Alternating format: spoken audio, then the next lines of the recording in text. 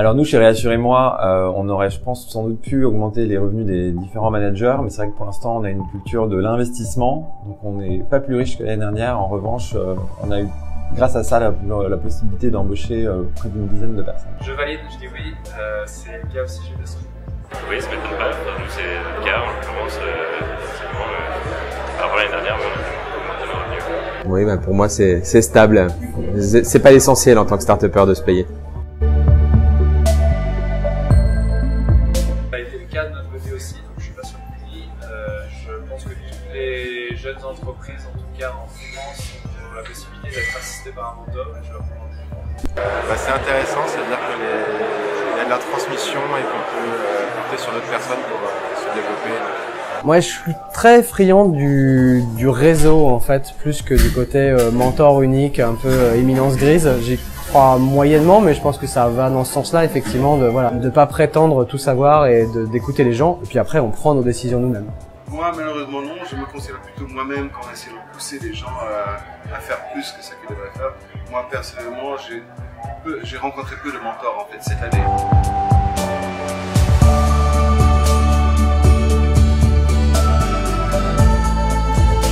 Alors moi, c'est vrai que je suis très optimiste par nature et je trouve que le monde va vraiment mieux, en tout cas le monde de l'entrepreneuriat. On a une chance énorme de vivre en 2017, donc je partage cet enthousiasme. Alors moi je dirais qu'on passe quand même pas une période si facile que ça. Les jeunes entrepreneurs, pour moi c'est assez difficile pour eux. Le pourcentage me paraît un peu élevé et puis pour moi on n'est pas dans une période de croissance, donc ça me paraît un petit peu étonnant. Ça me fait plaisir, c'est une très bonne nouvelle parce que l'entrepreneuriat n'est effectivement pas facile. C'est très engageant, ça prend beaucoup de temps, on prend des risques. En tant que fondateur, c'est un peu notre bébé, donc on passe beaucoup de temps, même le soir et le week-end, à penser à ce qu'on fait et ce qu'on voudrait faire. Je pense qu'on rentre un peu dans ce cas-là aussi parce que, encore une fois, comme notre service est lancé maintenant, on est passé d'une phase de création avec une impatience certaine à des vraies problématiques de clients. Et c'est très amusant d'avoir des clients parce que on développe enfin un produit en fonction de retours concrets. Donc je dirais qu'on est assez heureux, de ça. Alors moi je me porte effectivement mieux en tant qu'entrepreneur que je ne l'étais en tant que salarié. Aussitôt qu'on crée notre propre valeur, on veut aller travailler, ça change tout. Ce qu'il faut vraiment dans l'entrepreneuriat, ça apporte aussi une certaine notion de positivisme.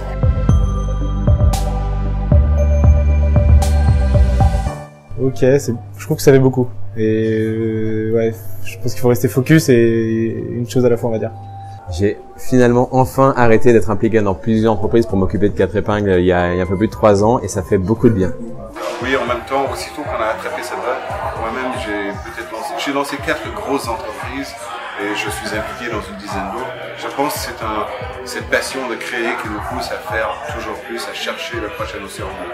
Alors ça, je trouve ça assez fascinant. Je sais pas comment ils font. Moi, je suis quelqu'un qui fonctionne par projet unique, on va dire, et donc je ne me vois pas être à la tête de plusieurs entreprises.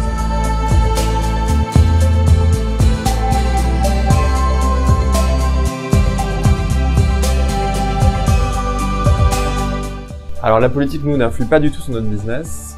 En revanche, indirectement, parce qu'on travaille dans l'immobilier et qu'en plus, nous, on est sur un métier très réglementé, le courtage d'assurance de prêt, les différentes lois qui ont été votées dernièrement ont eu un impact très important, très favorable pour notre activité. Effectivement, la géopolitique a un impact direct sur beaucoup de business, en plus dans un monde de plus en plus globalisé. Et après, de dire qu'effectivement les entrepreneurs ont de moins en moins confiance en politique, je partage cet avis. Je pense que ça a toujours un impact sur le business, mais qu'il faut savoir se concentrer sur son micro-monde. Ouais. Oui, il y a quand même une dépendance, il y a une vraie dépendance par rapport au cadre légal d'une part, ce qui peuvent mettre à plat des business, mais au même titre que les GAFA peuvent le faire. Et puis par ailleurs, nous on a plutôt une clientèle de clients grands comptes et donc ils sont effectivement parfois en attente par rapport à des climats politiques. Donc je pense qu'il ne faut pas sous-estimer l'importance du calendrier. Je pense que l'instabilité politique a un gros impact sur les investisseurs, les investissements et puis les choix des gros clients pour passer des commandes.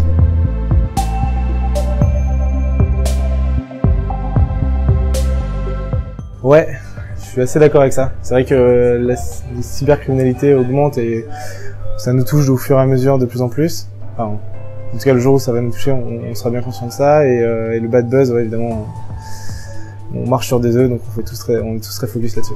Je valide la 1 et la 3. Pour moi, la cyberattaque, c'est pas une de mes préoccupations principales. C'est 1 et 3, je valide la cyberattaque, je suis un peu moins d'accord. Mais c'est vrai qu'avec ce qui a pu se passer pendant les élections américaines et les cyberattaques qu'on a connues, on peut se poser des questions sur la sécurité des données, notamment l'intégrité de nos sites internet.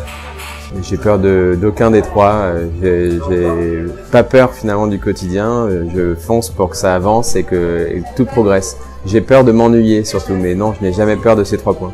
Je pense que le risque numéro 1 pour un entrepreneur, c'est de pas avoir les bonnes équipes. Donc c'est plutôt en interne les risques. Alors pour moi, la bad buzz est encore pire, mais la cyberattaque, je comprends pas du tout en fait. Parce que tout le monde est en train d'agiter ce fantôme de la sécurité des données. En réalité, tout ce qui peut être connecté va être connecté. Donc par définition, les données ne sont utiles que si elles sont utilisées. Aujourd'hui, en agitant ce fantôme, on fait peur à tout le monde. Moi, je n'ai aucune crainte de ce côté-là. Pour moi, c'est surtout la crainte de la défaite. De sortir un produit où les gens se disent « Ah, c'est pas exactement ce qu'on nous avait promis ». Pas les mêmes craintes que tout le monde.